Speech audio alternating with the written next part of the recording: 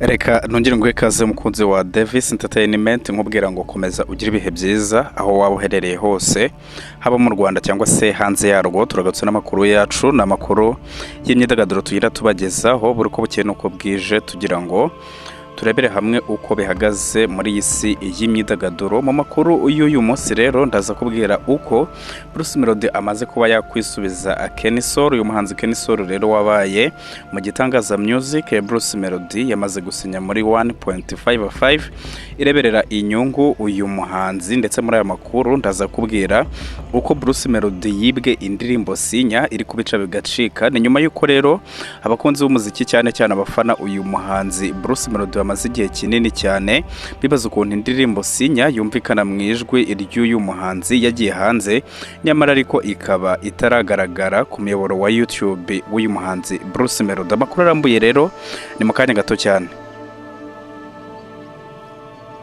Reka amakuru yacu tuyahere kuri iyi nkuru ivuga ko Bruce Melody yaba yisubije Kenny Soul.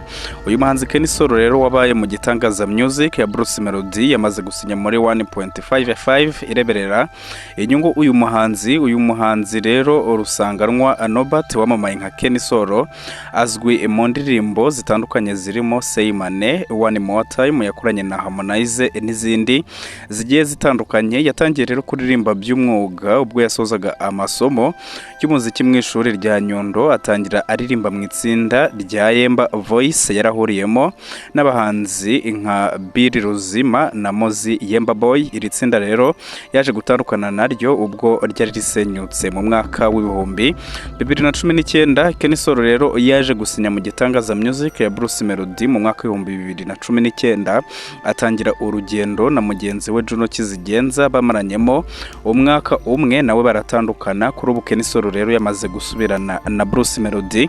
Amakuru rero agera kuri Davis Entertainment nuko umuhanzi Kenny Soul yamaze gusinya muri 1.55 y'umushoramari Coach Gael abari kumwe na Bruce Melody muri Kenya, aho ari mu bikorwa bya muzika by'umwihariko gusoza album ye yise Sample izajya hanze ku wa gatano. Bavuga ko rero yamaze kubatangiriza iyi nkuru yo gusinya kwa Kenny Soul nubwo batavuga igihe yasinyiye. Umwe rero mu bantu ba hafi batifuje ko tubatangaza amazina bagize bati Kenny Soul yamaze gusinya kwa Coach Gael, twebwe Bruce Melody yamaze kubitubwira rwose ati kandi byaremejwe. Uyu muhanzi rero akaba agiye gusangamo Bruce Melody babanye mu gitangaza music Element na Rozikana. Bruce Melody rero yagaragaje ko yakunze impano n'ingano za Kenny Soul kuva bakorana nyine kugeza n'igihe bari baratandukanye, kuko ubwo Harmonize wo muri Tanzania yazaga mu Rwanda aje gukora indirimbo na Bruce Melody yahujwe na Kenny Soul, nawe bakorana indirimbo One More Time. Kenny Soul rero yakomeje kugaragaza gukorana na 1.55 binyuze mu ndirimbo bagiye akorerwa na Element. Bruce Melody rero bivugwa ko afite imigabane muri 1.55 yakoranye indirimbo ebyiri na Kenny Soul, Ikinyafu n'igitangaza ya Juno Kizigenza. Kugeza ubu rero Bruce Melody arimo kubarizwa mu gihugu cya Kenya, ari kumwe na producer Prince Kizi Jean Lucky usanzwe umurindira umutekano na Kenny Mugarura murumuna wa Coach Gael. Reka amakuru yacu tuyakomereze kuri Bruce Melody nanone turebera hamwe uko Bruce Melody ashobora kuba yibwe indirimbo Sinya iri kubica hanze. Abakunzi b'umuziki cyane cyane rero abafana b'umuhanzi Bruce Melody bamaze igihe kinini cyane bibaza ukuntu indirimbo Sinya yumvikana mu ijwi ry'umuhanzi yagiye hanze, nyamara ariko ikaba itaragaragara ku muyoboro we wa YouTube. Ni indirimbo rero yitwa Sinya, ikaba imaze hafi amezi 6 igiye hanze mu buryo bw'amajwi, ariko ikaba nanone ari indirimbo nyine yumvikana mu ijwi ry'umuhanzi umaze kuba mpuzamahanga wo mu Rwanda no mu karere Bruce Melody. Ikaba rero yarakozwe n'umusore uhagaze neza mu Rwanda mu gutunganya indirimbo uzwi ku izina rya Prince Kizi. Iyi ndirimbo rero ikimara kujya hanze abantu bihumbi bacitse ururondogoro bibaza ibibaye, batangira kwibaza ukuntu umuhanzi ukomeye nka Bruce Melody ufite ikipe ikomeye nka 1.55 yakora ikosa rikomeye ryo kwibeshyaho gushyira indirimbo ye cyane ko byumvikana ko nyine ari indirimbo ye ndetse nta n'undi muntu bayifatanyije. Si ibyo gusa rero kuko hari n'abibazaga niba Bruce Melody yaba yagurishije indirimbo iri mu ijwi rye, ibintu bitamenyerewe cyane. Amakuru rero agira kuri Davis Entertainment twamaze kumenya ko nuko iyi ndirimbo yibwe Bruce Melody mu gihe yari akiri mu buryo bwo gutunganwa, ubwo Bruce Melody rero yari arimo akorana iyi ndirimbo na producer Prince Kizi usanzwe ukorera muri Country Record. Mudasobwa cyangwa se computer bakoreragaho kandi iriho iyo ndirimbo yaje kwibwa mu buryo budasobanutse.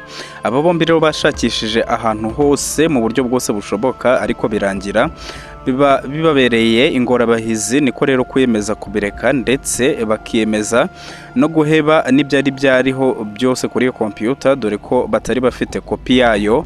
Mu buryo butunguranye rero nyuma y'iminsi mike cyane aba bombi bagiye bumva ya ndirimbo yabo bari bamaze igihe bakoraho iri hanze mu buryo bw'amajwi gusa, ariko ntibamenya uko yageze hanze. Niko kwemera nyine guheba. Reka amakuru yacu tuyakomereze kuri iyi nkuru ivuga ko umwe yishyuwe ibihumbi 700. Gadi rero akaba yamaze kuvuga ku bizungerezi byakoreshejwe muri Foi de Toi Sesa na Fine. Gadi rero Nshimiyimana ukomeje kwiharira isoko ry'abatunganya amashusho y'indirimbo yagarutse ku bakobwa bihariye akoresha iyo bagiye rero kubishyura, uko abigenza ngo abashe kubabona, anakomoza ku kayabo bagiye babaha. Niba wararebye indirimbo nka Foi de Toi ya Element ahuriyemo na Bruce Melody na Rozikana, ukabasha kureba Sesa ya Rozikana aheruka kujya hanze na Fine ya Shemi ayo yarafatanyije na Juno Kizigenza, ubona ko ari indirimbo nyine zihariye mu buryo bw'amashusho. Iyo bigeze rero ku bakobwa bagaragara muri ziriya ndirimbo ubona ko bihariye na cyane ko abenshi nta n'izindi ndirimbo wabasangamo, ariko iyo urebye ubona bahura neza n'iby'umucuranzi nyine agarukaho mu gihangano cye cy'amajwi. Aba bakobwa rero barimo nka Cynthia Manzi, Tracy Umukunzi n'Uwera Judith.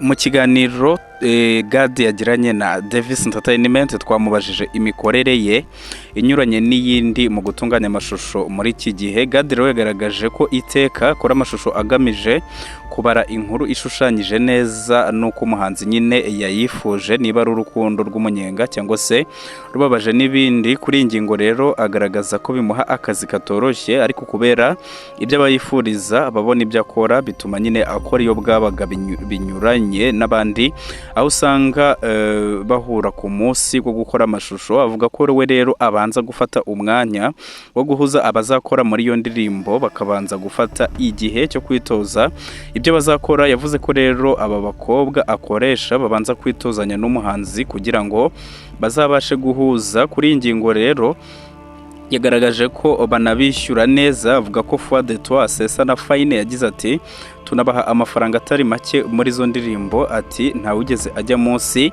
y'ibihumbi 400, ati uwo twahaye menshi we n'uwo twahaye ibihumbi bigera kuri 700. Mu buryo rero bw'amashyengo avuga ko iyi ayatara amafaranga make, ati amezi 2 y'imishahara ku mukozi umeze neza mu Rwanda. Yanavuze ko rero ku bijyanye no kumvisha umukobwa kujya mu ndirimbo, kuko benshi bibaza uko abantu bazamufata umuryango avukamo utabyumva, na ubwe utangaza rero ko bisaba kumusobanurira neza. Gadi rero yanavuze ko agerageza kubasobanurira cyane ko benshi mu bo bakorana baba basanzwe ari inshuti mu buzima bwa buri munsi, akabereka ko ari akazi mu kandi n'abahanzi bagiye gukorana indirimbo ari abantu b'abanyamwuga. Reka amakuru yacu tuyasoreze ahangaha, nkwibutsa ko iyi ari Davis Entertainment, aribwo bwa mbere udusuye ushobora gukanda subscribe kugira ngo tujye tubana mu makuru atandukanye tugenda tubagezaho buri uko bukeye nuko bwije. Turabakunda cyane.